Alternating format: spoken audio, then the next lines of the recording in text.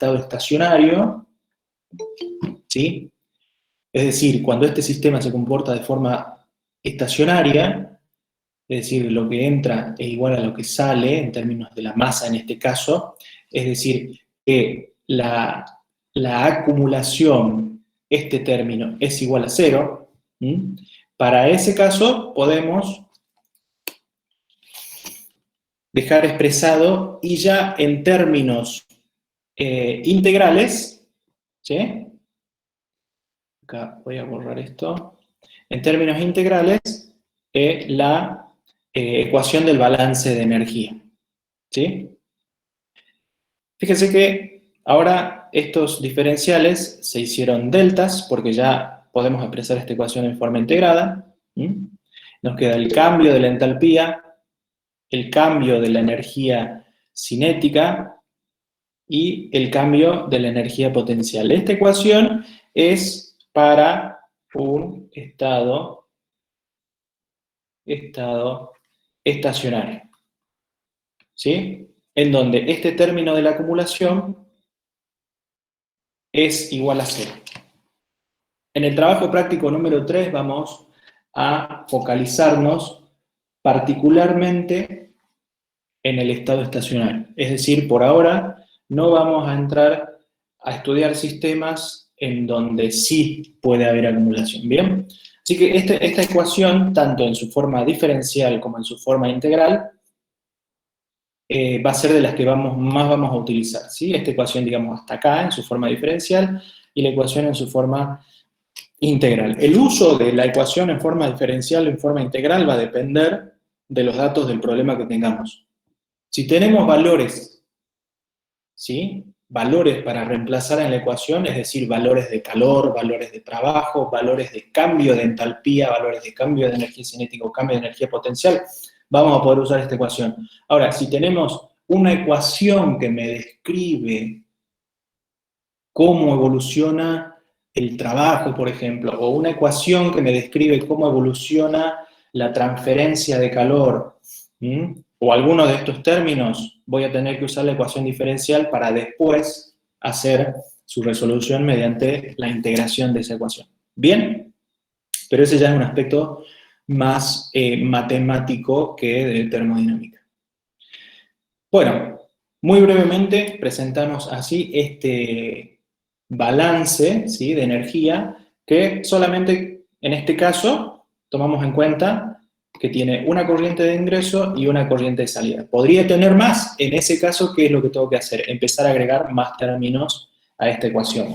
Si ustedes se acuerdan, en la teoría vieron el balance general representado como la sumatoria de las corrientes de ingreso, la sumatoria de las corrientes que salen, y así la sumatoria de los trabajos, la sumatoria de los calor. Acá representamos ya el diferencial de calor como aquel global, ¿sí?, que interfiere en el sistema, y lo mismo para el caso del trabajo.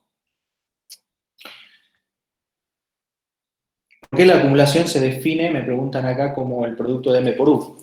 En realidad es el diferencial, ¿no? La acumulación está dada por el cambio. ¿Cuánto cambia la energía del sistema? Y esa energía del sistema está dada por su energía interna.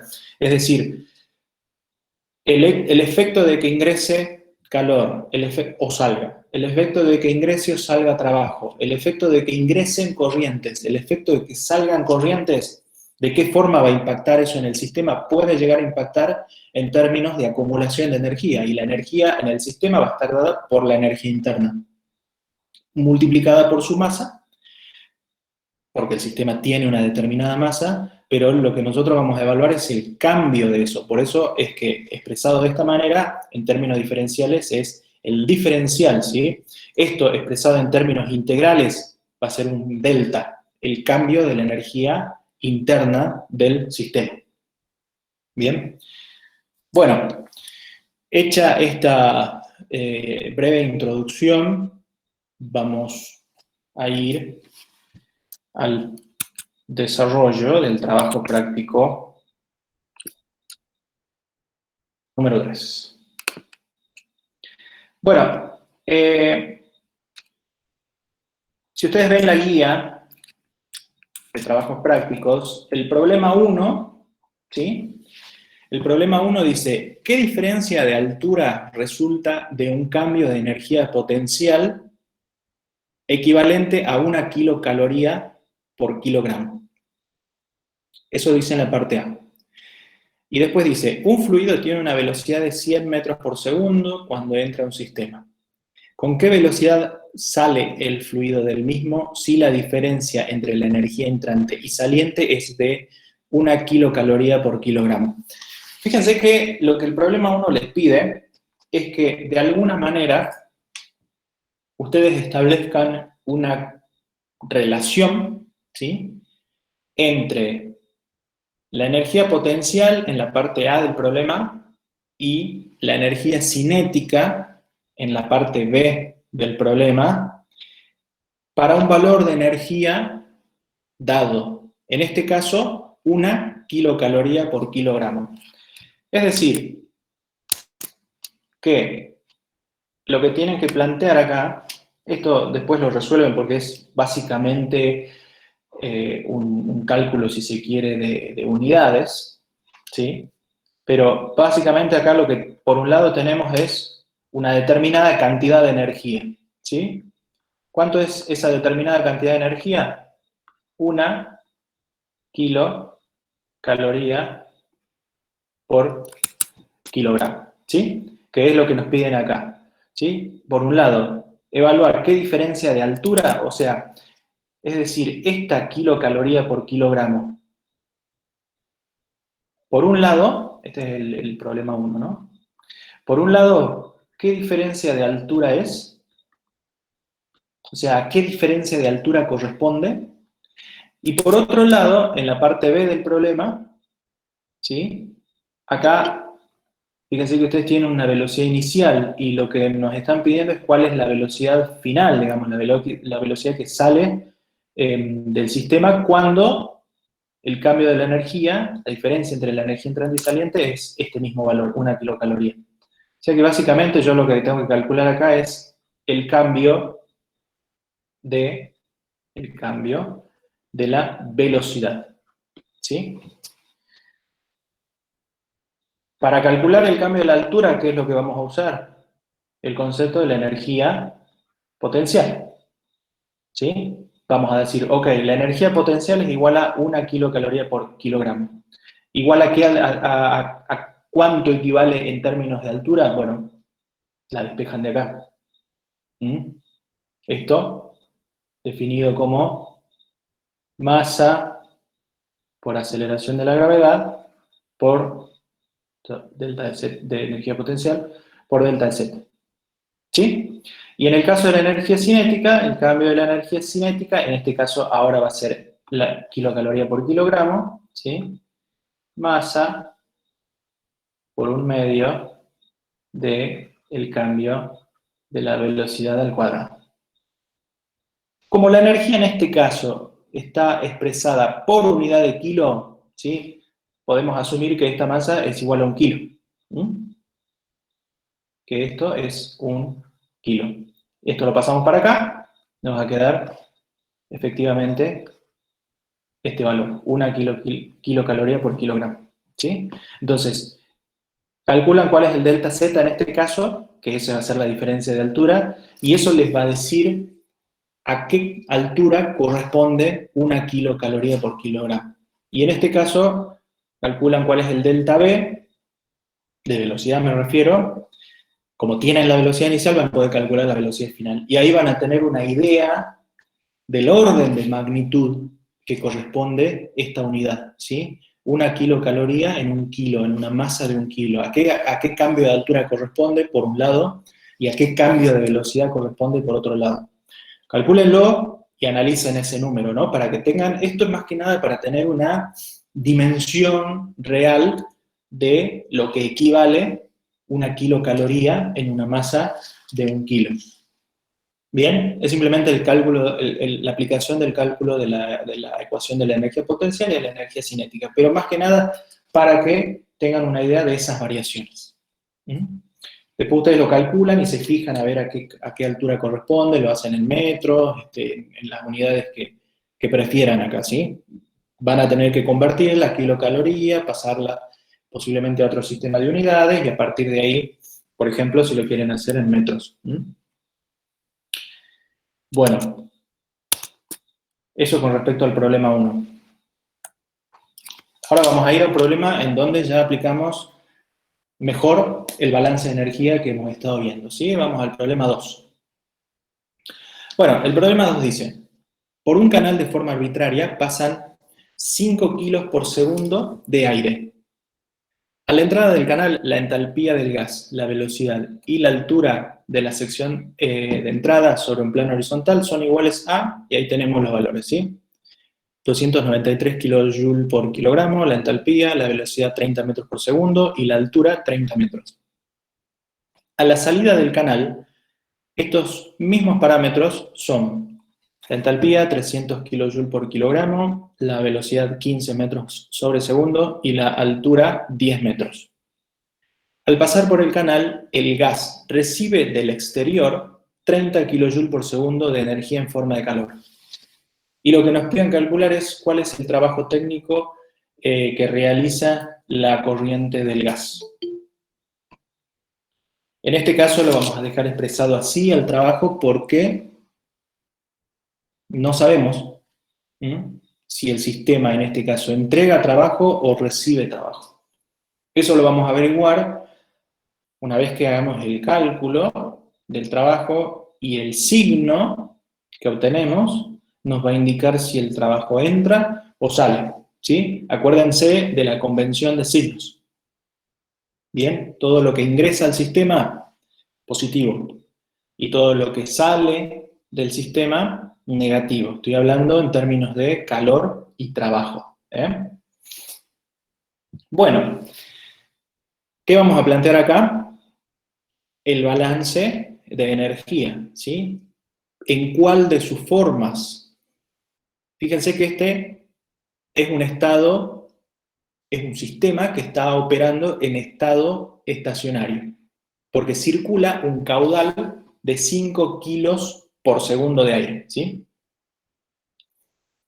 Bien. Acá quiero hacer una aclaración, porque normalmente vamos a hablar de caudales, ¿sí? Y cuando hablemos de caudales, la simbología que vamos a usar es, le vamos a agregar a la variable, ¿sí?, un puntito arriba. Por ejemplo, acá en la masa, en la M, yo voy a poner que esto es caudal másico, entonces le voy a agregar un puntito acá. ¿Sí? Este es un caudal. Bien, no es una cantidad fija de masa. Están ingresando 5 kilos por segundo. De la misma manera, fíjense que el calor está dado en unidades de energía por unidad de tiempo. Vamos a utilizar la misma notación. Bien, le vamos a agregar un puntito. Y bueno, el trabajo también seguramente lo vamos a obtener en unidades de energía por unidad de tiempo, ¿sí? Le vamos a agregar un puntito. Si bien sabemos que eso es potencia, pero como el balance lo hemos expresado en términos de calor y trabajo, lo vamos a seguir expresando de esa manera, pero con la distinción de que sabemos que se trata, que estamos hablando de flujos, ¿sí? En este caso esto lo podríamos interpretar como un flujo de calor que está ingresando al sistema, y un flujo de trabajo que puede estar ingresando, puede estar saliendo del sistema. ¿Bien? Bueno, a ver, apliquemos el balance de energía. Dijimos que es un sistema que está en estado estacionario, ¿bien? Que no hay acumulación, y evaluemos un poco los cambios que tenemos en este sistema. Claramente hay un cambio de entalpía, ¿sí? Fíjense que ingresa con un valor y sale con otro valor. Hay un cambio en la velocidad de la corriente de entrada, ¿sí? Entra con 30 metros por segundo y sale con 15. Y hay un cambio en la altura.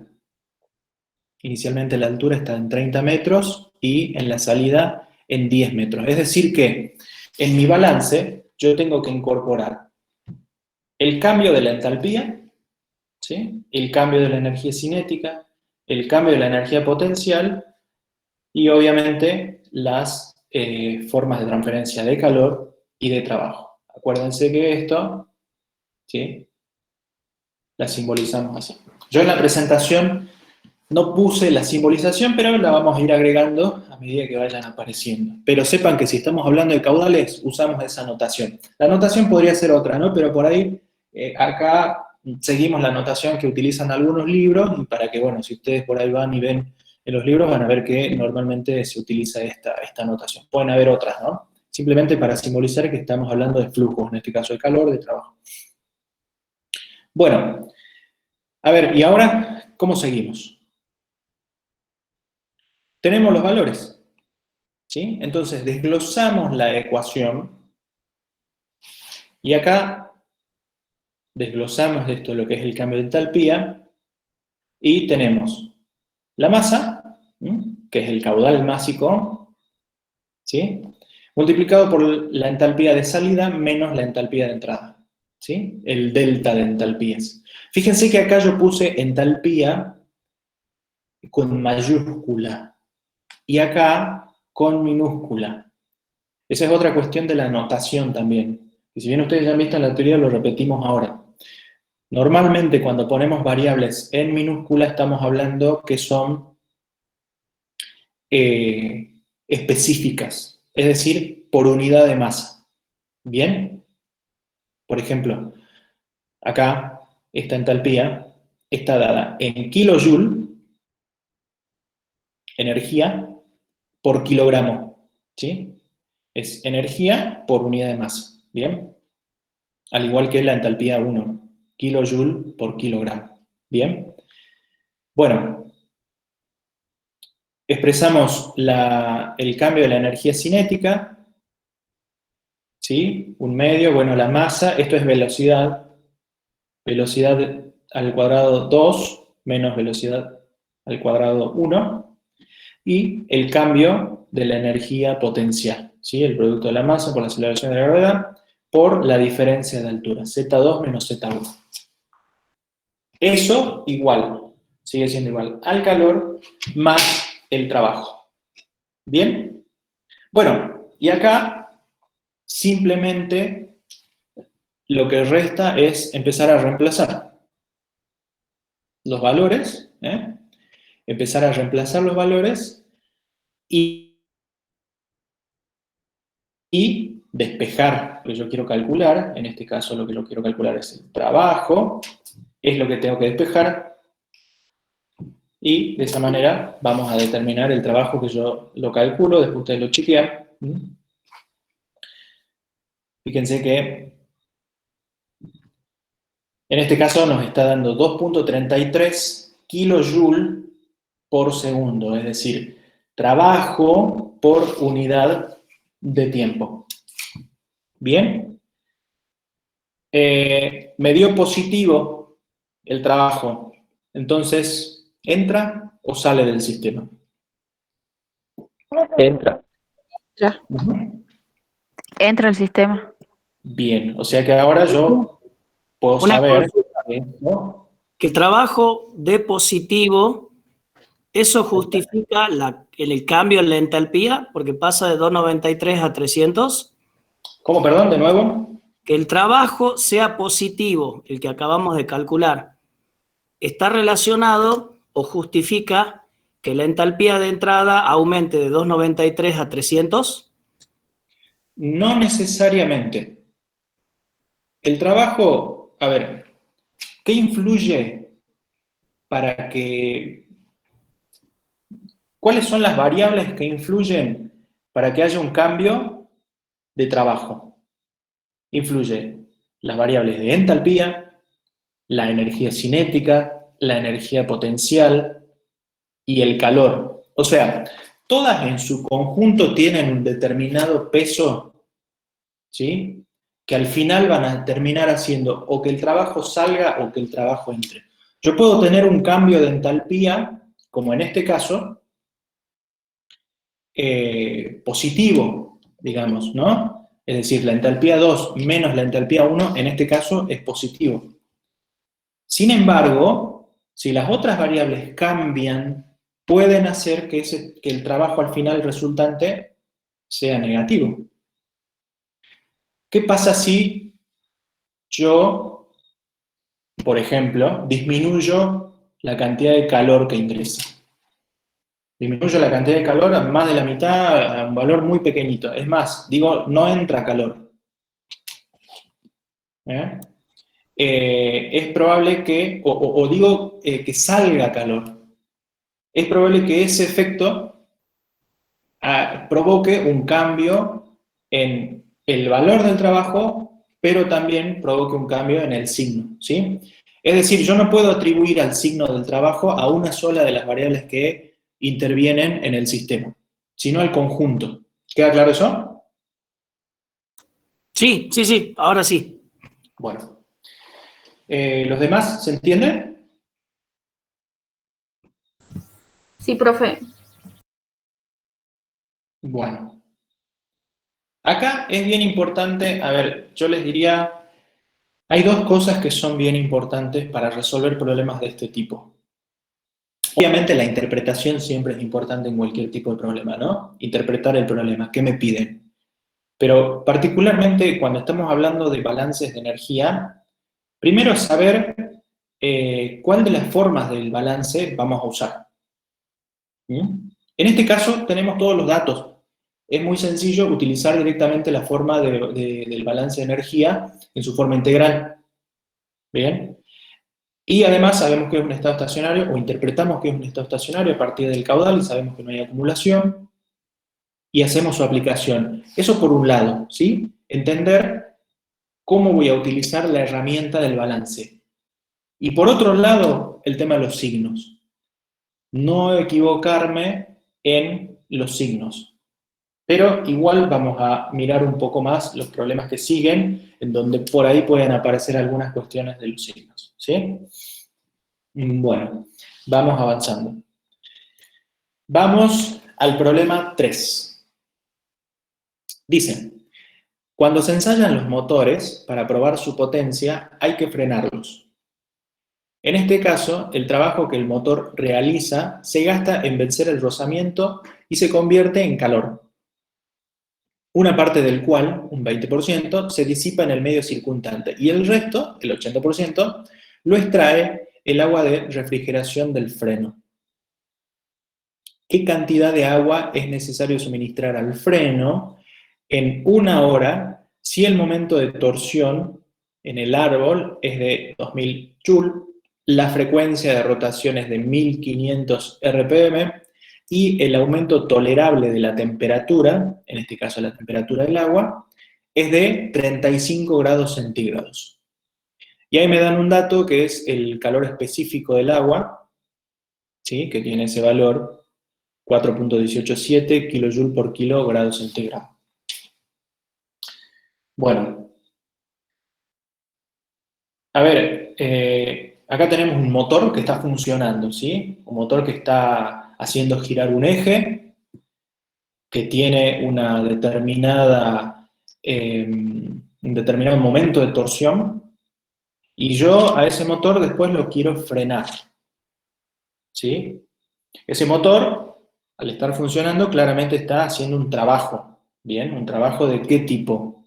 Un trabajo de árbol, ¿sí? Que ya hemos visto cuando vimos las distintas formas de trabajo. Y ese trabajo, cuando yo aplico el freno, se convierte ¿en qué?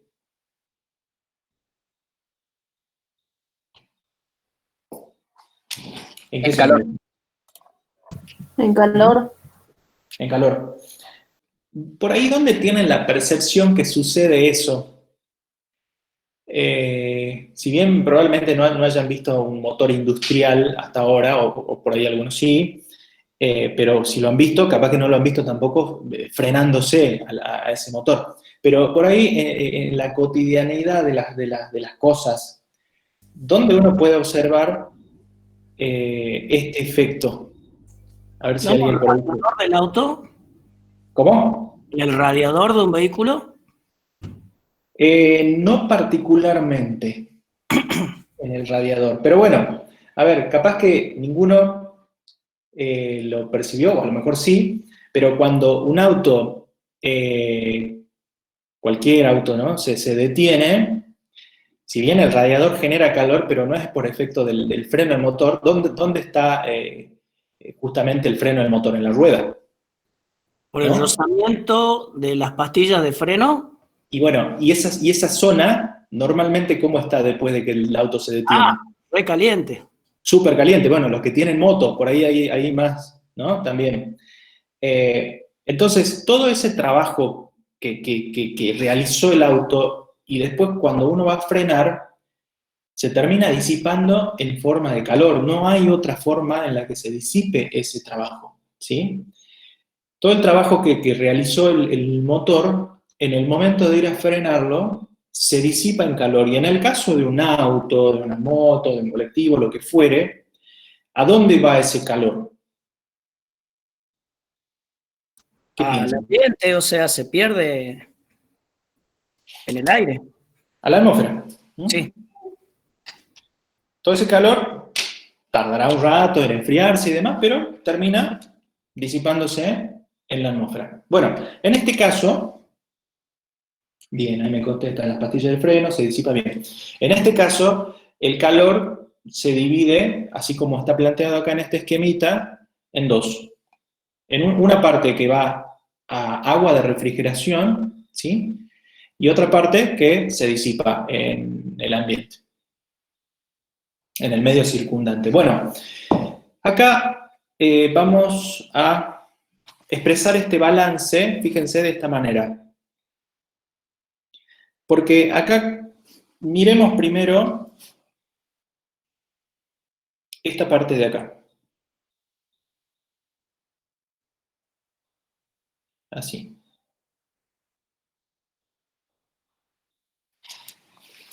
¿Bien? Miremos un poquito el freno. ¿Qué es lo que entra? Trabajo. ¿Sí? Es decir, el motor realiza trabajo sobre el freno. Y en el freno lo que se produce es calor. En este caso, identificamos como Q' y como Q segunda, porque tenemos acá dos formas en las cuales disipamos el calor, pero tanto Q' como segunda al final son calor, los dos. ¿Sí? Es decir, que yo a esto podría llamarle, si no me interesaría esta división, simplemente podría llamarle Q. ¿Bien? Que va a ser la suma de Q' más Q segunda. Es decir, que si yo hago un balance de energía en el freno, tengo trabajo y calor. ¿Sí? Y no hay acumulación en el freno. ¿Bien? Por lo tanto, yo puedo plantear directamente diferencial de Q más diferencial de W igual a 0. ¿Mm? Acá no hay cambio de en el freno, ¿no? Puntualmente no hay cambios de entalpía, no hay cambios de energía potencial, no hay cambios de energía cinética, es por eso que yo planteo esta ecuación. Bueno, pero lo que a nosotros nos interesa calcular después, al final, es un caudal de agua, ¿no? O sea, qué cantidad de agua es necesaria suministrar al freno. Si yo quiero calcular el caudal de agua acá, llamémosle a este M punto, ¿sí? Este es el caudal de agua que circula por este cañito.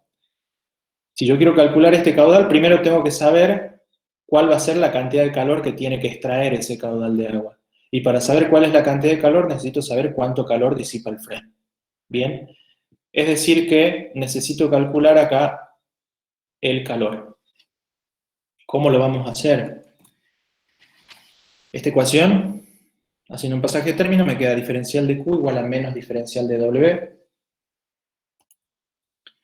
Y ahora, al diferencial de trabajo, como sabemos que es un motor y que la forma de trabajo en la cual está realizando el motor es el trabajo de árbol, lo vamos a escribir como tau diferencial de tita, en donde tau es el momento de torsión y diferencial de tita es el ángulo, ¿sí? el ángulo de rotación. Pero si bien nosotros tenemos el valor del momento de torsión en el árbol, tenemos que encontrar una forma que nos permita calcular esa forma de trabajo, ¿sí? Y acá lo que vamos a hacer es analizar un poquito este movimiento de rotación que ustedes también ya han visto en Física 1, ¿no? ¿Qué es lo que yo planteo acá con esta ecuación que acaba de aparecer? ¿Qué es esto de acá? Claro. La velocidad angular, Sí. ¿no? Que está definida como diferencial de θ respecto de tiempo. Y la de velocidad angular igual a ¿qué es? Bueno, a ver, acá nosotros queremos calcular, o sea, yo busco reemplazar este diferencial de θ acá. Para ello, me valgo de esta ecuación, en donde la velocidad angular la podemos expresar como 2pi por la frecuencia diferencial de t igual a diferencial de θ, ¿sí? Y fíjense que de esta manera yo puedo valerme de este dato, que es la frecuencia, ¿sí? Y fíjense que en el problema me están dando el valor de la frecuencia de rotación, 1500 revoluciones por minuto. ¿Bien? Entonces, reemplazamos en la ecuación de tau diferencial de θ por esta expresión en función de la frecuencia de rotación. ¿Bien? Y de esa manera ya podemos calcular el diferencial de Q. ¿Sí? Lo expresamos en forma integral. Como Q, me queda menos tau 2pi la frecuencia, y la integral. Acá tenemos que integrar entre 0 y t. Y fíjense que el problema también nos da el tiempo. Nos dice que cantidad es necesario suministrar al freno en 1 hora. ¿Sí? Acá está esto. Es decir que acá el tiempo va a variar entre 0 y 1 hora. Pero cuidado, ¿no? Acá hay que tener en cuenta el tema de los signos, de las unidades. ¿De 0 a 3600 sería entonces? Tienen que trabajar con unidades acorde a el sistema de unidades que ustedes estén utilizando. Y eso tiene que ser coherente entre las unidades del momento de torsión, entre las unidades de la frecuencia y obviamente las unidades de tiempo, ¿sí? Bueno, acá lo conveniente es utilizar segundos. Para eso la frecuencia, fíjense que ustedes la frecuencia acá la tienen en revoluciones por minuto. Así que tengan en cuenta eso. Para calcular este calor, en unidades coherentes, ¿no? Entre sí. Así que, bueno, ustedes lo calculan, bien, después lo chequean. Ahora, este calor que nosotros calculamos acá es el calor total que disipa el freno, pero como recién veíamos, ese calor total disipado está compuesto por dos calores que van a destinos, llamémosle, diferentes, ¿sí? Q' y Q segunda, que están acá en esta ecuación. Yo puedo escribir que el calor total es igual a la suma de Q' más Q segunda, ¿bien? En donde Q' es el calor que se disipa en el medio circundante, que es este 20%, y Q segunda es el calor que extrae el agua, es decir, el 80%. Es decir, que yo puedo expresar que Q segunda es 0.8 de Q, el 80% de Q, y que Q' es 0.2 de Q, el 20% del calor total, ¿sí? De este calor total. Bueno, todo esto ¿para qué? Me voy acercando a lo que yo quiero calcular, que esta parte de acá es la que me interesa a mí. Al final lo que yo quiero calcular es la cantidad de agua necesaria para extraer el calor, en este caso, Q segunda. ¿Bien? Bueno, habiendo calculado Q segunda, vamos a calcular la masa. Para ello vamos a utilizar una ecuación que más adelante vamos a seguir viendo, pero que probablemente ustedes ya la conozcan, ¿sí? De cómo calculo, en este caso, el calor sensible, se llama,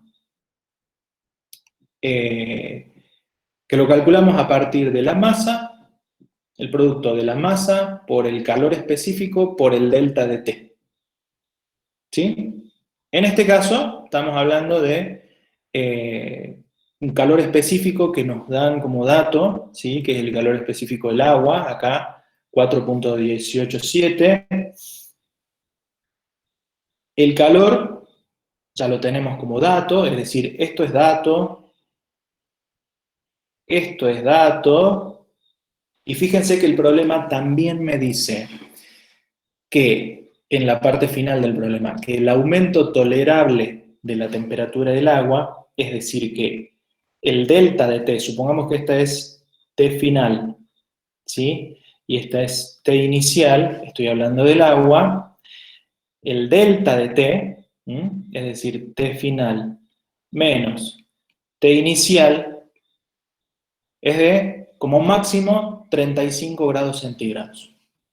Y eso es, en esta ecuación, el valor que yo tengo que incorporar, ¿sí? Es decir que yo no puedo superar ese valor. Hasta 35 grados puede ser el salto de temperatura del agua de refrigeración que está circulando en este cañito, que es el refrigerador del freno en este caso, ¿sí?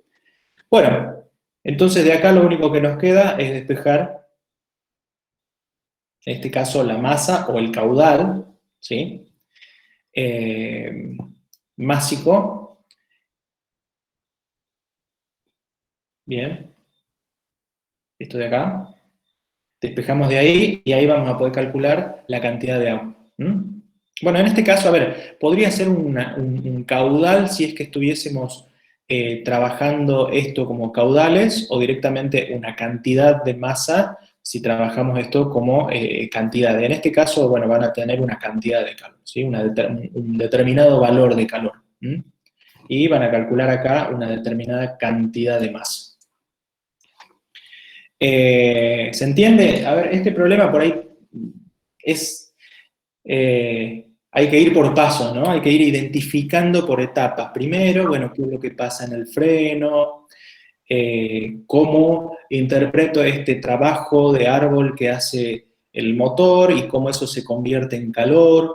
Después, identificar que ese calor se divide en dos y, bueno, y a partir de ahí recién poder calcular la cantidad de agua necesaria para el freno. Pero, profe, una consulta.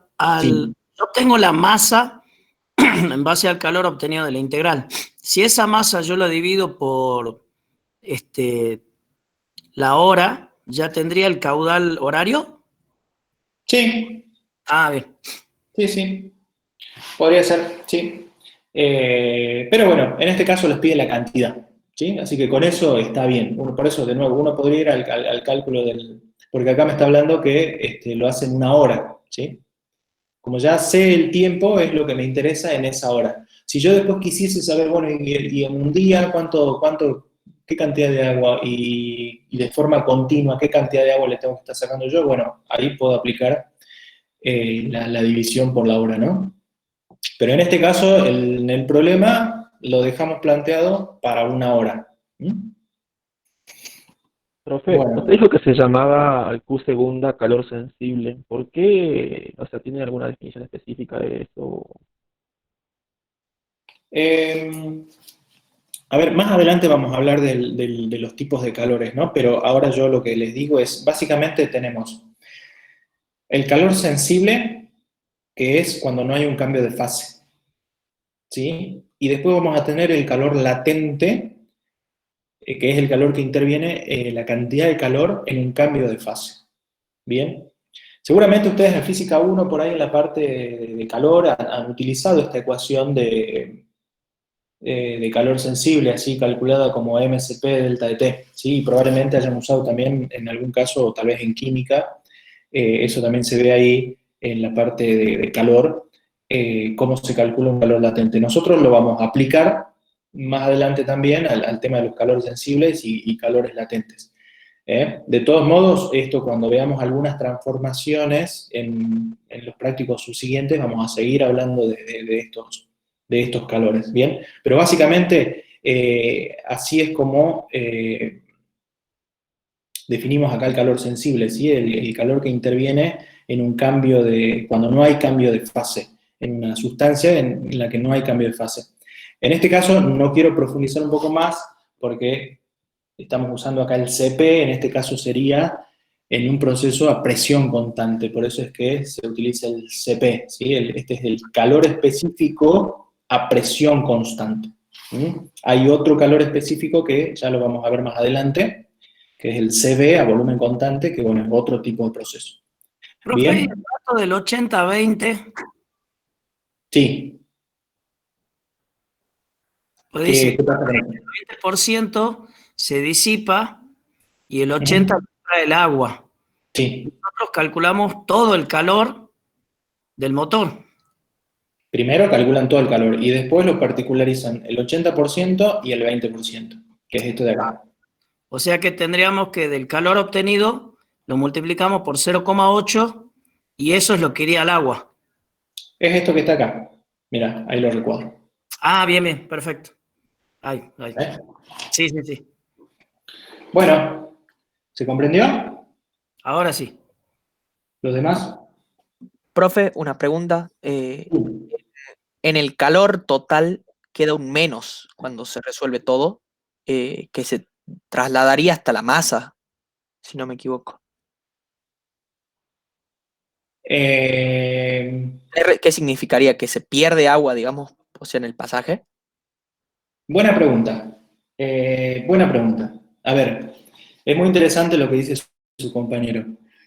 No sé si todos lo comprenden. Cuando ustedes calculen este calor, efectivamente acá va a quedar un signo negativo. ¿Sí? Lo voy a marcar, este. ¿Bien? Que no se va a convertir en positivo de ninguna manera porque tau es positivo, la frecuencia es positiva y este delta de t claramente nos va a dar positivo. Ahora, ¿qué significa que este calor sea negativo? ¿Quién me puede responder eso? Por la convención egoísta de plan no sale del sistema ¿Cuál es el sistema en este caso? el motor. A ver, Freno. ¿alguna otra respuesta? Freno. Muy bien, el freno, ¿sí? Fíjense que yo acá hice esta especie de separación y dije, vamos a analizar o vamos a hacer el balance en el freno. ¿Bien? Entonces mi sistema es el freno. Desde el punto de vista del freno, ¿el trabajo qué signo tiene? Positivo. Positivo. Positivo. ¿Y el calor? Negativo. Negativo. Bien, negativo. Ahora, hagamos este otro análisis. Si mi sistema, ahora me voy al sistema agua, y digo, ahora mi sistema es este. El calor Q2, porque Q segunda, perdón, es el único que ingresa. ¿Qué signo tiene? Positivo. Positivo. Positivo, porque está entrando. Bien, entonces, cuando yo reemplace acá, en Q segunda, le voy a poner signo positivo. Porque ahora mi sistema es el agua. Ah, claro. ¿Se entiende? No sé quién lo mencionó. Sí, profe, ahora sí. Como me pareció muy raro, digamos, que se arrastre y quede masa negativa, digamos. Bueno, muy buena la aclaración ahí, la pregunta, porque sirve para darse cuenta de que cuando yo me paro en sistemas distintos, tengo que saber en qué sistema estoy parado para calcular, en este caso, bueno, el calor, ¿no? Y de esa manera, bueno, la masa me va a quedar positiva, ¿sí? Hacemos foco acá solamente en Q segunda porque es el que me interesa, pero yo podría calcular no sé, el incremento de temperatura del aire, si es que tuviese acá una masa definida de aire, ¿no? También lo podría llegar a hacer. ¿Bien? Bueno, sigamos avanzando. Problema 4. Un compresor comprime 129 kilos de aire, acá el caudal después van a darse cuenta que es irrelevante. Durante la compresión, el término H, entalpía, aumenta 190.000 kJ por hora para el aire y 10.000 kJ por hora para el agua que enfría el compresor. Hallar la potencia de accionamiento del compresor. Y después nos preguntan, si el compresor no se refrigerara, ¿aumentará la potencia necesaria? Fíjense que acá pusimos el sistemita, tanto el compresor como esto que yo simbolicé acá como IQ, quiere decir intercambiador de calor.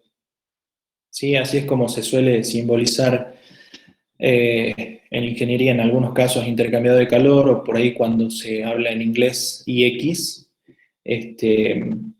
Pero bueno, acá tenemos un compresor.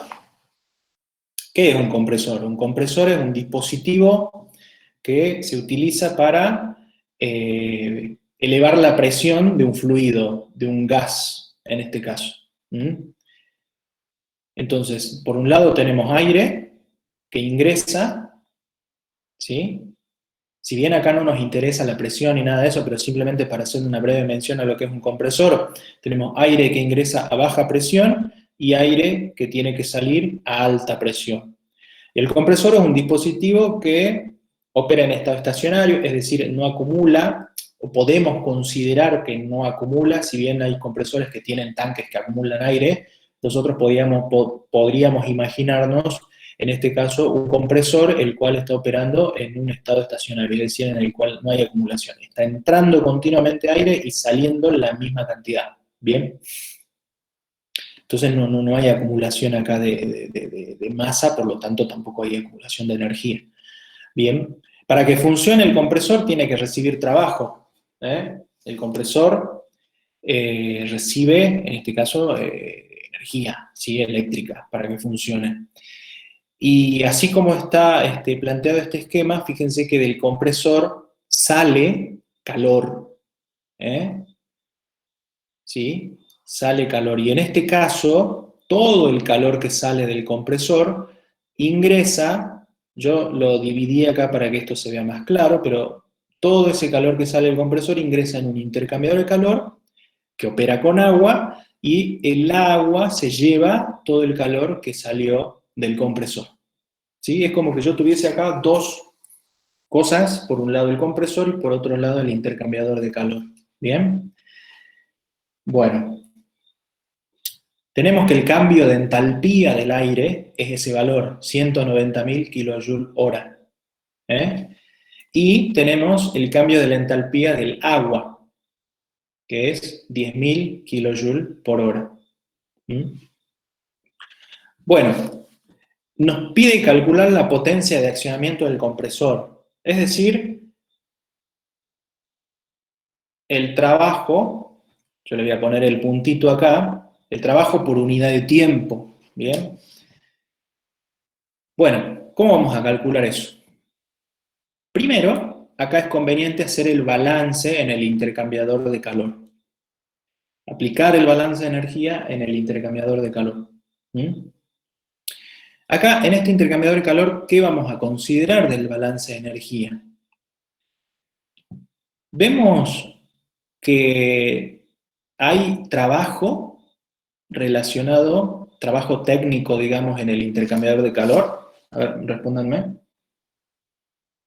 ¿Hay trabajo técnico en el intercambiador de calor? No.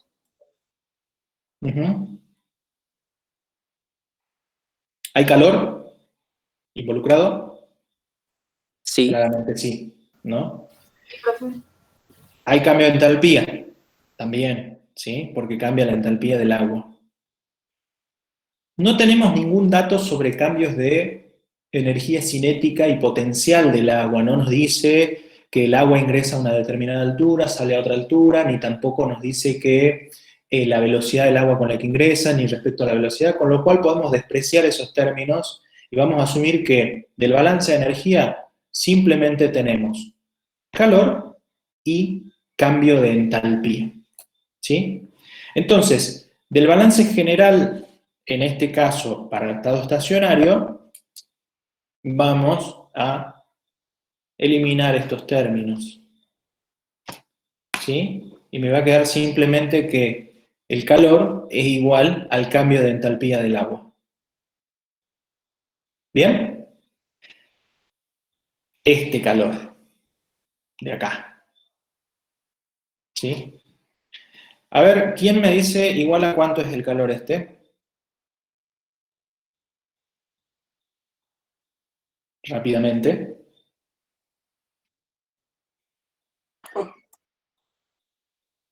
A ver, ¿me escuché? 10.000 kilojoules por hora. Bueno, yo lo voy a escribir acá. 10.000 kilojoules por hora. Bueno, ese es el balance en el intercambiador de calor y a partir del balance yo pude determinar el calor. ¿Bien? Ahora voy a hacer el balance en el compresor. ¿Sí? Acá. Bueno, balance en el compresor. A ver, ¿qué variables tengo? Tengo, por un lado, cambio de entalpía del aire, sí. Bien. Cambios de energía cinética y energía potencial. Normalmente en un compresor se suele despreciar los cambios de energía cinética y energía potencial. Normalmente en el compresor, tanto la succión como la salida están a la misma altura y las velocidades de entrada y de salida, si bien puede haber una diferencia, no tienen una influencia significativa en el balance de energía. Sí tiene un peso fuerte acá en el compresor el cambio de entalpía y obviamente el calor y el trabajo involucrado, ¿sí? Pero el cambio de energía cinética y potencial, tranquilamente en un compresor uno lo puede despreciar. ¿Bien? Por lo tanto, bueno, decíamos acá, ¿tenemos cambio de entalpía del aire? Sí. ¿Tenemos calor involucrado? Sí, sale. ¿Y tenemos trabajo involucrado? Sí, este trabajo que está acá, que es lo que tenemos que calcular. Entonces, despejando ya de la ecuación, nos queda que el trabajo es igual al cambio de entalpía del aire menos Q. A ver, de la misma manera, ¿a cuánto es igual? Díganme, hagan el cálculo rápido. Y quiero que me digan a cuánto es igual al trabajo, o en este caso ya la potencia, ¿no? Porque nos va a dar por unidad de tiempo. 100.000. ¿De nuevo? ¿Me escuché? 180.000.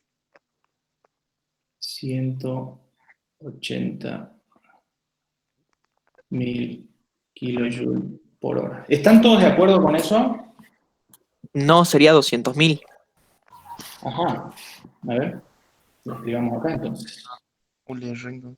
200, uy, 200.000 kilojoules por hora. ¿Cuál de los dos es real? ¿Cuál de los dos es el verdadero valor? ¿180.000 o 200.000? A ver, en el chat, ¿qué dicen los que no hablan? ¿Eh? ¿Eh? Pero- ¿No escuché? 200.000. 200.000. ¿Qué, che? Pero, ¿Por qué? profe, el Q, el calor del agua, sale del agua. Ah, no. Ah, claro. Serían los 200.000. A ver, ¿qué más? Porque tiene signo negativo. El signo negativo con el menos choque se hace más, sí. Pues sí. Lo dije a propósito. Sí. No, está bien, porque a primera es lo único, es lo primero que uno hace es eso. Y es total. A ver, no debe haber pasado solamente a la persona que lo dijo. Estoy seguro que le pasó al 90% de los que están en la clase. Por ejemplo. Yo les dije, ¿no? Esto es lindo hacerlo con la participación, acá hacemos lo que podemos, ¿no? Pero seguramente la mayoría, a ver, escríbanme en el chat, ¿quiénes pensaron que era 180.000? Escríbanme yo, a ver, seguro que son un montón los que pensaron. Yo pensaba que era 180.000. Claro, es lo que primero uno ve, yo lo hice a propósito, porque sabía que esto iba a pasar, porque ahí está, mira, todo el mundo, ¿eh? Viste que no sé quién lo dijo, pero no fue el único, ¿sí? Así que no se sienta mal. Ay, puta, ay, voy a hacerle una clase. Bueno, ¿por qué? Porque uno tiene que calcular rápidamente el calor 10.000 y después Marcos Arias, va, tenés encendido el micrófono, compa. va y lo reemplaza. ¿Hay el micrófono encendido? Bueno, lo podemos. Va y lo reemplaza, ¿sí? Es lo que uno hace rápidamente. Pero acá, ¿por qué es importante analizar esto? Porque yo tengo que ver qué sistema estoy analizando. En este caso, estoy analizando el intercambiador de calor. Cuando yo analizo el intercambiador de calor, el calor de acá es positivo. Cuando yo analizo el compresor, el mismo calor es negativo, ¿sí? Por lo tanto, acá tenemos los 190.000, ¿sí? Yo lo voy a escribir así rápidamente, menos los 10.000. Bien, o sea que esto me queda, este es el valor correcto. Bien, bueno, acá varios escribieron que habían pensado inicialmente que era el 180.000. Esto es importante de nuevo, les dije yo al principio. Primero analizar cuál de las formas de las ecuaciones de balance vamos a utilizar y qué cosas uno puede suprimir o cancelar o no considerar en la ecuación de balance. Fíjense en la ecuación de balance lo sencillo que queda, por ejemplo, en el caso del intercambiador. Para este caso, ¿no? Para este caso, simplemente esta es la ecuación de balance. Para el caso del compresor se agrega un término, pero sigue siendo muy sencilla. Y después, bueno, ¿cómo voy a utilizar yo los datos? ¿Sí? Bueno, ¿se entendió?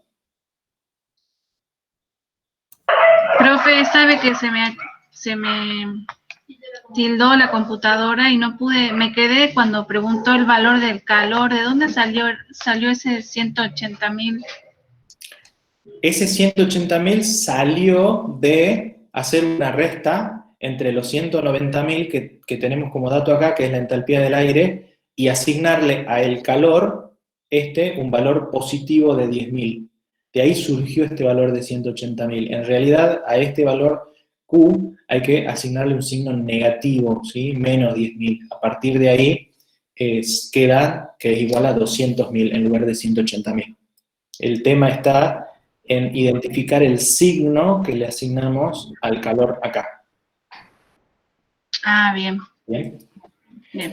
¿Y esto que está recordado de 200.000 kilojoules? Ese es el valor correcto, kilojoule por hora. Ajá, bien.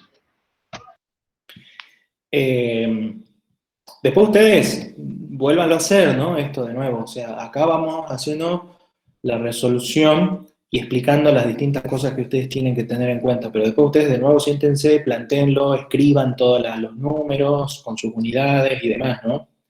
Esas cosas yo por ahí las voy dejando para que en la resolución de sus trabajos prácticos lo vayan haciendo ustedes. Bueno, a ver, la pregunta que dice acá el problema, si el compresor no se refrigerara, ¿aumenta la potencia necesaria?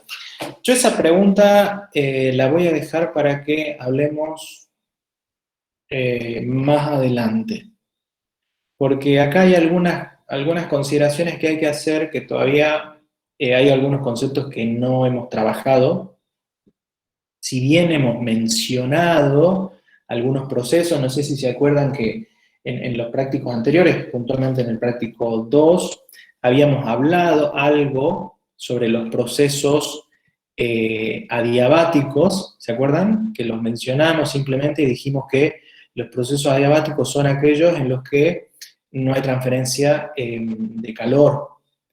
Y también hablamos de otro tipo de procesos como los isotérmicos, ¿sí? En donde la temperatura se mantiene constante, hablamos también, simplemente mencionamos los procesos isobáricos. Bueno, después vamos a volver a trabajar sobre eso, y ahí van ustedes a adquirir algunos conceptos que todavía no los tienen, de manera tal que este análisis se podría hacer de una forma más profunda. Así que por ahora yo lo voy a dejar ahí en pausa, digamos, latente a esta pregunta, para que en todo caso más adelante por ahí podamos hacer un análisis más profundo. Bien, por ahora lo que me interesa es que no se desenfoquen de lo que es el balance de energía en sí y el tema de los signos y todas esas cuestiones. Así que por eso vamos a seguir avanzando. Vamos a ir al problema 6. A ver, el problema 5 quiero que lo resuelvan ustedes, pero fíjense que de nuevo se trata de un compresor. ¿Sí? El problema número 5, tenemos un compresor ahí, caso similar, en donde tenemos un cambio de entalpía, y fíjense que en este caso dice, ¿qué potencia debe tener el accionamiento del compresor si se desprecia el intercambio de calor?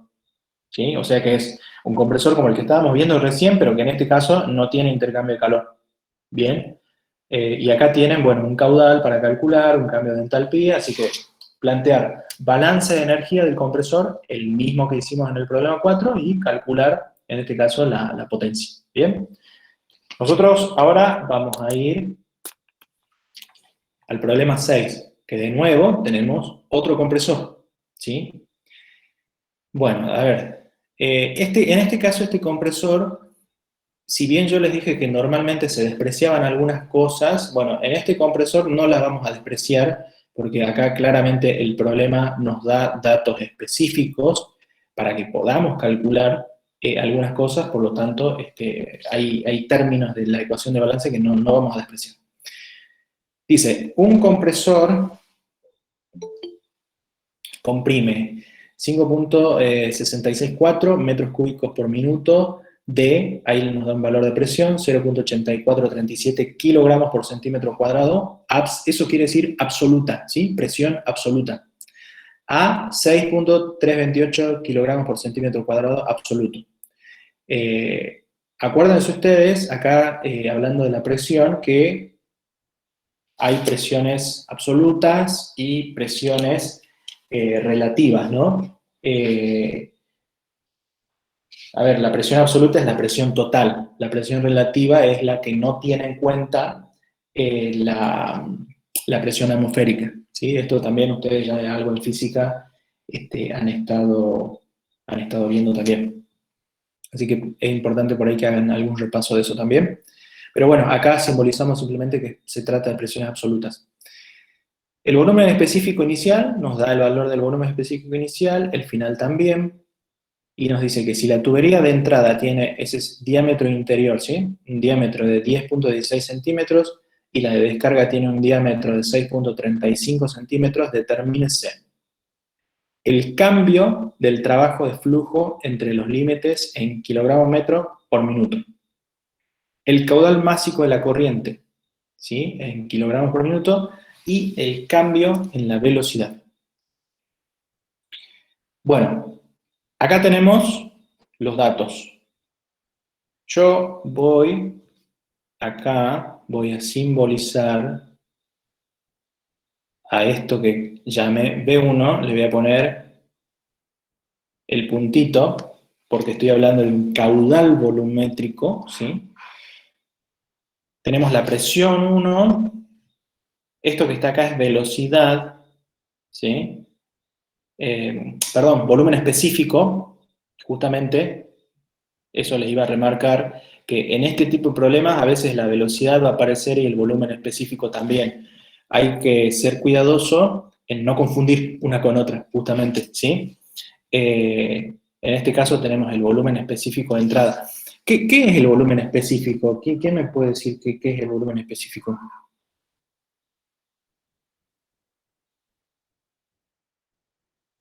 ¿O qué entienden por volumen específico?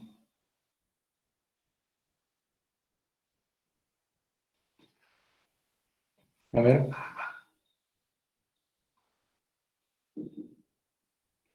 ¿Alguien que se anime?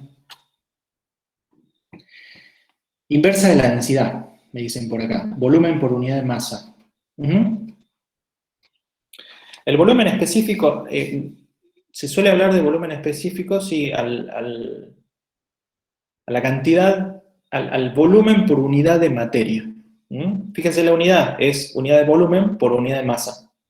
En este caso, cuando hablamos de compresores, y bueno, los compresores funcionan con gases, normalmente, casi siempre estamos hablando de fluidos compresibles, ¿sí? De fluidos que se pueden comprimir. Es decir, que hay un cambio en el volumen específico. Y por acá también me dicen que es la inversa de la densidad. Sí, el volumen específico se calcula como la inversa de la densidad. Si ustedes le aplican un signo, un exponente a la -1, eso me queda en unidades de masa por unidad de volumen, que eso es la densidad, ¿sí? Entonces yo puedo convertir volumen específico a densidad haciendo la inversa. ¿Bien? Es importante que eso lo tengan en claro, ¿sí? Entonces, yo puedo tener el dato de volumen específico o podría también tener el dato de la densidad. Y cuando estamos hablando de fluido compresibles, vamos a tener generalmente cambios importantes en la densidad o en el volumen específico, ¿sí? En ambos vamos a tener los cambios. Bueno, y después, bueno, tenemos el diámetro ahí, ¿no? De entrada. A la salida tenemos el valor de la presión, el volumen específico, ¿sí? A la salida, y el diámetro. Fíjense cómo aumentó la presión, ¿no? Nos fuimos de 0,84 kilos por centímetro cuadrado a 6 kilos. Es lo que un compresor, digamos, industrial normalmente opera, ¿sí? A una presión de 6 kilos, 7 kilos. Normalmente los requerimientos de aire en la industria con esa presión se maneja bastante bien. Y fíjense cómo cambió el volumen específico en este caso. Y fíjense el cambio, Partimos de un valor de 0,78 a un valor de 0,20, ¿sí? Es decir, ahora tengo una menor volumen para una misma cantidad de masa. Está comprimido, ¿bien? Es el efecto del paso del gas por el compresor. Bueno, primero vamos a calcular el caudal másico, que en este caso es lo conveniente por los datos que tenemos. A ver, si estábamos hablando de que el volumen específico se puede calcular como la inversa de la densidad, y nosotros acá tenemos un caudal volumétrico, B1, este es un caudal volumétrico. Si yo quiero convertir este caudal volumétrico a caudal másico,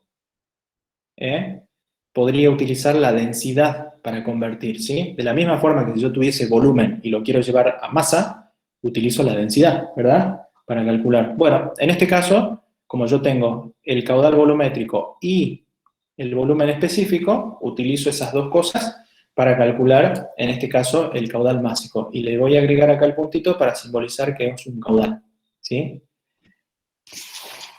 Acá lo estamos calculando a partir del caudal volumétrico, es decir, el caudal másico a partir del caudal volumétrico y el volumen específico. Si yo quisiera usar la densidad, me quedaría caudal volumétrico 1 por densidad 1, ¿sí? Como la densidad es la inversa del volumen específico y yo tengo el dato, lo utilizo de esta manera. Entonces, rápidamente yo puedo calcular el caudal másico, pero acá quiero hacer la salvedad. Si yo estoy usando el caudal volumétrico del lado 1, es decir, de la entrada, a esto lo llamamos 1, ¿sí? Y a esto llamamos 2, tengo que usar el volumen específico de la entrada. No puedo mezclar y utilizar el caudal volumétrico 1 y el volumen específico 2, por ejemplo. Porque el aire, cuando pasó por el compresor, el caudal volumétrico de 1 va a ser distinto al caudal volumétrico de 2, ¿sí? A ver, yo acá tengo un estado estacionario. Lo que no va a cambiar es el caudal másico. Este caudal másico que yo calculo acá, le llamemos M1, es igual al caudal másico M2. No hay acumulación acá. ¿Sí? Sin embargo, el caudal volumétrico es distinto. Pero no porque cambió la masa, el caudal másico, sino porque cambió el volumen específico. O, lo que es lo mismo, a la inversa, la densidad. ¿Sí? Eso hay que tener en cuenta. ¿Sí? Bueno, calculamos el caudal másico. Ahí está, ahí lo tienen al valor. Ahora, el trabajo de flujo. ¿Se acuerdan cuál era el trabajo de flujo? El trabajo de flujo era el producto de la presión por el volumen. ¿Mm? En este caso lo van a calcular de esa manera, como el cambio del trabajo de flujo. Acuérdense, la ecuación general de energía, ustedes tenían ahí el trabajo de flujo. En este caso me pide calcular puntualmente el trabajo de flujo. Entonces lo vamos a calcular como el caudal másico, este que calculamos acá arriba, ¿sí? Por, bueno, la diferencia de la presión, volumen específico 2, menos la presión, volumen específico 1. ¿Sí? Me interesa saber el cambio, el delta, de lo que sale menos lo que entra. Eso es el trabajo de flujo, ¿bien? Ahí lo tienen, para que después ustedes chequeen en las unidades que se piden, ¿bien? Y después, el cambio de la velocidad.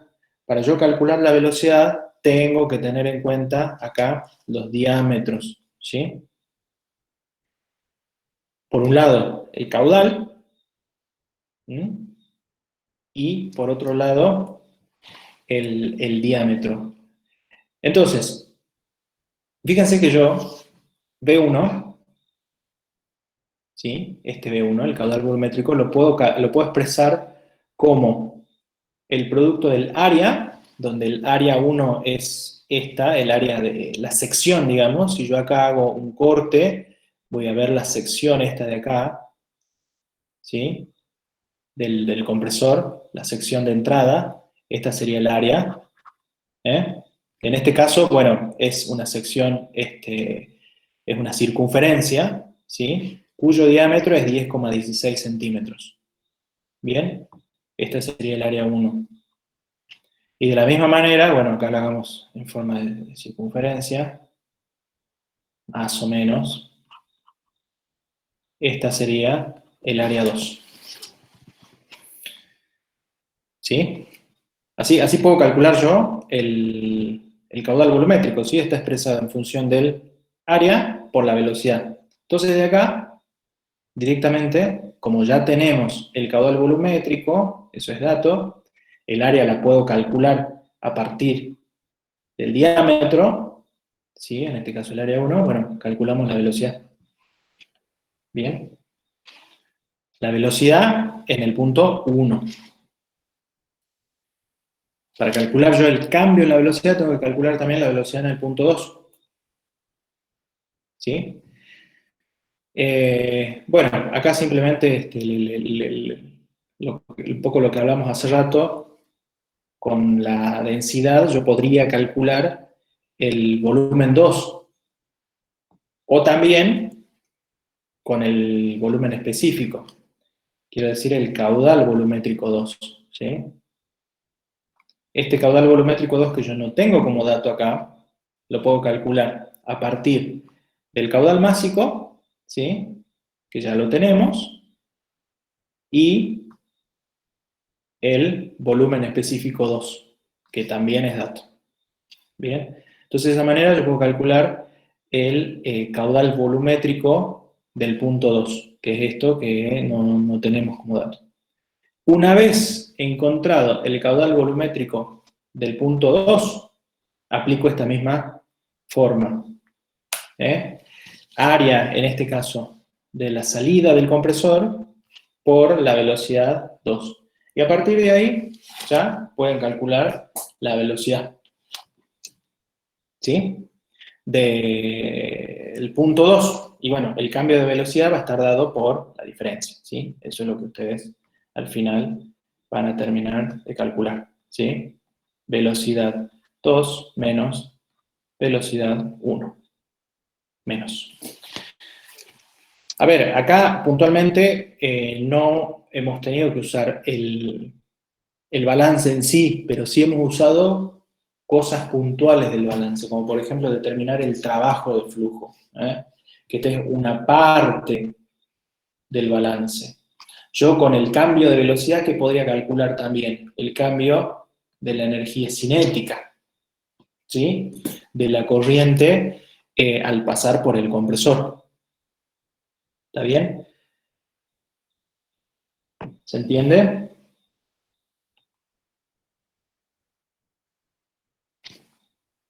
Profe, en el caudal volumétrico 2 es masa por volumen específico, dijo, ¿no? Sí. Ah, gracias.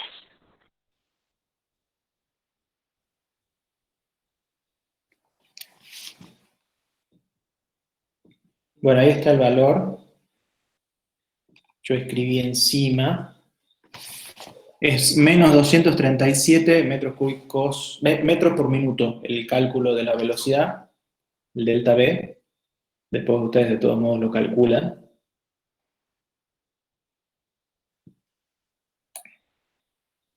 Bueno, el problema 7. Acá tienen una bomba centrífuga, ¿sí? A ver, la bomba es un dispositivo que, al igual que el compresor, sirve para impulsar un fluido, elevar la presión de un fluido, pero en este caso para líquidos, ¿sí? El compresor era para gases, en este caso usamos líquidos. Y acá tenemos agua. Bueno, tenemos los datos de entrada, ¿sí? Caudal volumétrico, presión de entrada, diámetro de la tubería de ingreso, y tenemos los datos de salida. ¿Sí? Fíjense que acá, como es un fluido incompresible, el agua se puede considerar como un fluido incompresible, es decir, que el hecho de que haya un cambio de presión no necesariamente implica o es despreciable el cambio en la densidad o el volumen específico. Por eso, de esa manera, yo puedo considerar que tanto el caudal volumétrico de entrada como de salida es el mismo, ¿sí? En este caso, de nuevo, hago la salvedad. Acá estamos hablando de un fluido incompresible. En el caso del compresor estamos hablando de aire, y el aire claramente es un fluido que se comprime, y bastante, ¿sí? Con el efecto de la presión. En el caso del agua, si bien no voy a decir que no se comprime absolutamente nada, pero sí yo tengo que hacer cambios muy grandes de presión y voy a obtener cambios muy pequeñitos de densidad o de volumen específico, ¿no? Con lo cual, tranquilamente puedo considerar que la densidad se mantiene constante y por lo tanto que el caudal volumétrico también se mantiene constante, ¿sí? Por eso que acá yo lo puedo expresar de esa manera, cosa que en el compresor no puedo hacer, ¿bien? Bueno, a partir de todos esos datos, fíjense que también me dice que la aspiración y la descarga se encuentran a un mismo nivel. Eso ya me está indicando algo. Y también me dice que no hay cambio de la energía interna, ¿sí? Y nos pide calcular cuál es el trabajo en kilocalorías por minuto. A ver, yo a la bomba, para que funcione, le tengo que agregar trabajo. De la misma forma que el compresor, para que funcione, el compresor tiene que estar conectado a la red eléctrica o de alguna manera. Lo mismo en la bomba, ¿sí? Tiene que estar conectada a una fuente de energía que haga que funcione la bomba. Bueno, balance de energía, de nuevo, para un estado estacionario, ¿sí? A ver, cambios de entalpía voy a tener.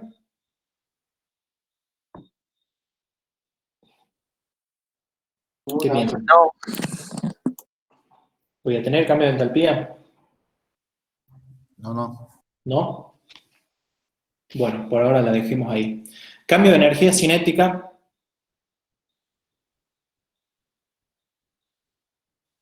¿Sí o no? ¿Eh? Sí. Cambio de energía potencial. No. No. ¿Por qué? Porque la Las Se encuentra a la misma altura. mismo nivel. Calor. Bueno, acá les digo yo, se desprecia. Si bien puede haber algún pequeña disipación de calor, lo vamos a despreciar, ¿sí? Trabajo, bueno, sí. Ahora, vuelvo a la entalpía. ¿Se acuerdan cómo habíamos definido entalpía? Como la suma de la energía interna más el producto de B, que es el trabajo de flujo. Si yo tengo una bomba circulando agua, ¿hay trabajo de flujo o no?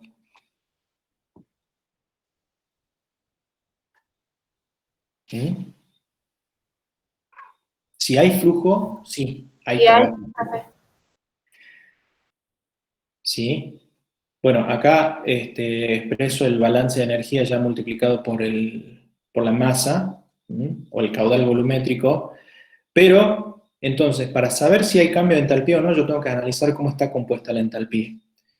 El hecho de que haya cambio de trabajo de flujo, sí, va a haber un cambio en entalpía, pero lo conveniente acá es desglosar la entalpía en lo que ustedes ya conocen, ¿sí? En el producto en la suma, ¿sí? De la energía del cambio de la energía interna más el cambio del trabajo de flujo. Pero como el problema me dice que no hay cambios en la energía interna, acá, ahí yo puedo hacer las consideraciones. Entonces ahora sí yo puedo decir, ok, desglosada la entalpía, yo sé que no hay cambio en la energía interna, trabajo de flujo sí, energía cinética sí, este término de acá, energía potencial no, la eliminamos, y bueno, el calor que dijimos que no lo vamos a considerar. Por lo tanto, nos queda simplemente la ecuación de balance, como lo que ustedes ven acá. ¿Sí? Yo acá voy a simbolizar también, porque como estamos hablando siempre de flujos, ¿sí? Le voy a poner acá caudal másico, caudal másico, caudal másico, y en este caso, tanto bueno, el calor como el trabajo, ¿sí? Como flujos, ¿no? Porque es lo que vamos a obtener al final. Fíjense que acá me piden el trabajo en kilocaloría por minuto, es decir, unidades de energía por unidad de tiempo. Bien. Bueno, tienen todos los datos para calcular esto. Este dato, caudal másico, ¿cómo lo pueden sacar? Si bien el problema no nos dice que es un dato, pero uno puede, sabiendo que es agua, ¿sí? Considerar que la densidad es igual a 1 kilo por litro.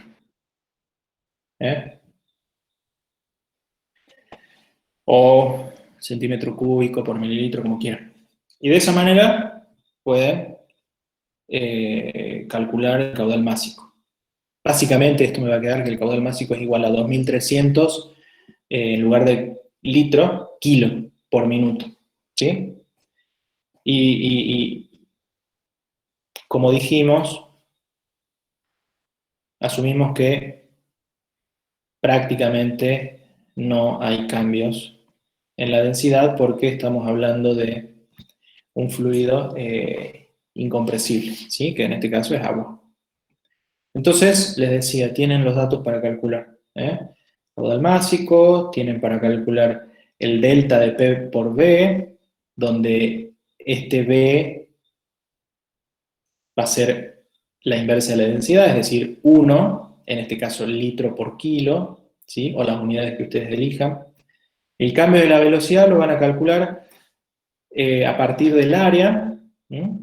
¿Se acuerdan en el problema anterior que vimos que el caudal volumétrico era igual al área por la velocidad? Bueno, acá se cumple lo mismo. Acá tenemos esto si lo dibujamos como si fuese un caño de succión. Acá tiene un área, y la descarga, ¿sí? Tiene otra área.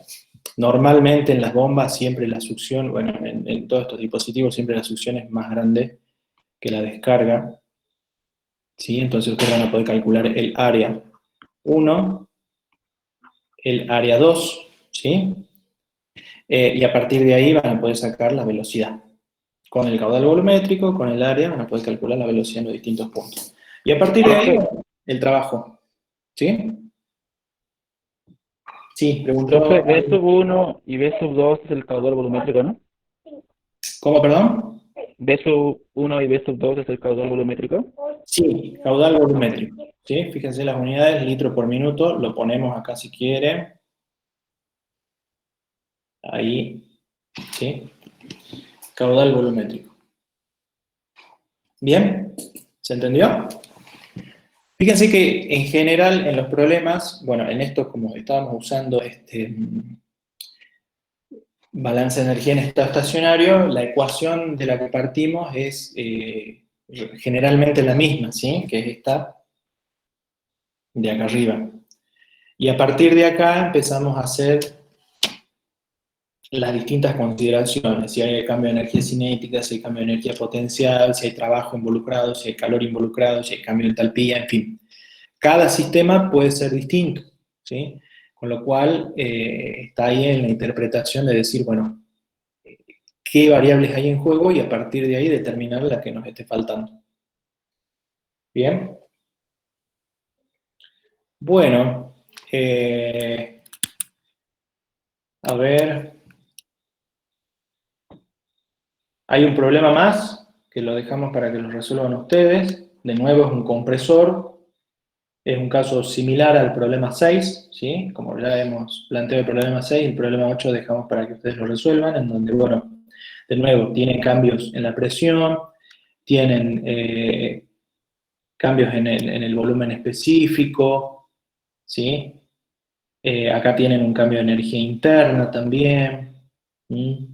Tienen calor involucrado, y lo que les pide es despreciar los cambios de energía potencial y cinética, y determinar el trabajo hecho en kilocaloría por minuto y en CB, que es HP. Pueden usar directamente horsepower, ¿sí? La unidad de potencia también. Entonces, para que hagan un cálculo ahí de unidades. Pero, de nuevo, partiendo del mismo balance. ¿Bien? Bueno. Acá me dice, ¿puedo repetir cómo calcular el caudal másico? ¿Te referís al problema, al último problema que estábamos viendo, a este? A ver, de la misma manera que ustedes conocen esta ecuación, a ver, vamos a poner acá, densidad igual a masa sobre volumen, ¿sí? Si yo de acá despejo la masa, me queda igual a densidad por volumen, ¿sí? Bueno, esto mismo yo lo puedo usar cuando estoy hablando de caudales, ¿sí? En este caso, caudal másico, caudal volumétrico. Yo acá tengo el caudal volumétrico y la densidad. Si tuviese, en lugar de la densidad del volumen específico, uso la inversa. ¿Sí? La inversa de la densidad. ¿Bien? ¿Queda claro? Acá hay que empezar a acostumbrarse a caudales, ¿sí? A manejar caudales más que cantidades en sí, ¿bien? Pero el tratamiento es el mismo, lo único que se agrega acá es la unidad de tiempo, ¿sí? La derivada respecto al tiempo en este caso. ¿Bien? Bueno, ¿alguna otra pregunta?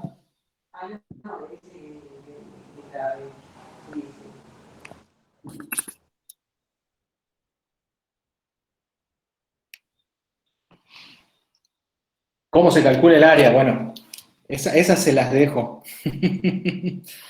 Esas se las dejo para ustedes, averígüenlo. ¿Cómo calculan el área de una circunferencia cuando tienen el dato, el diámetro de dato? No lo hagan enojar al doctor Gali, se está poniendo nervioso el doctor Gali con esa pregunta.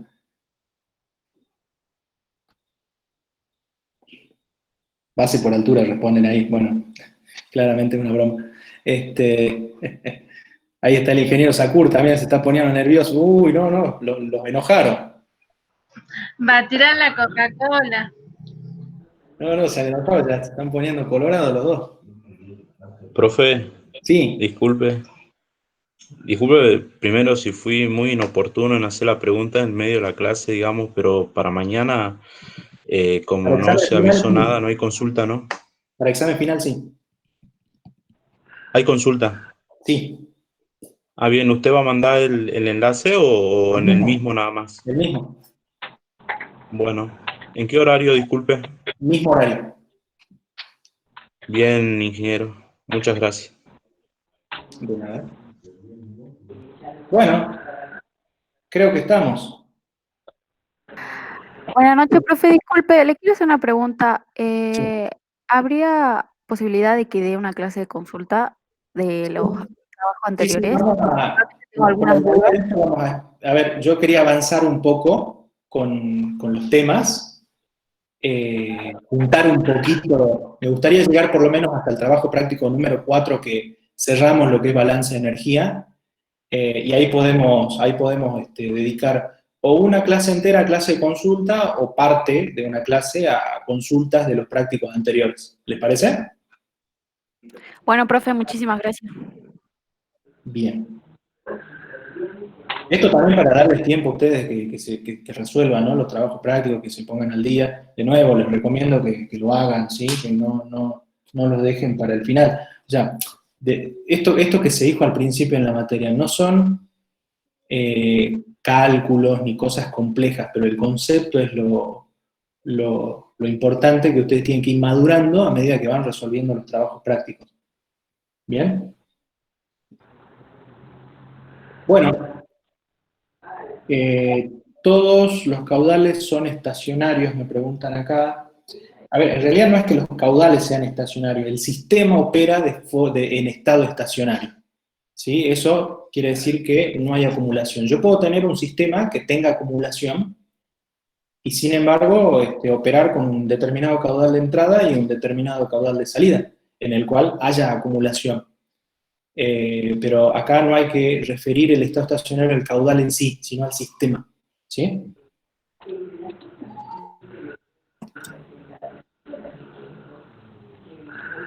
Bueno. Perfecto. El viernes seguimos con la resolución del trabajo práctico número 4. Bien, así que usamos el mismo link para conectarnos. De todos modos, si por ahí hay alguna pregunta de este trabajo práctico, cuando lo resuelvan, la podemos también resolver el viernes.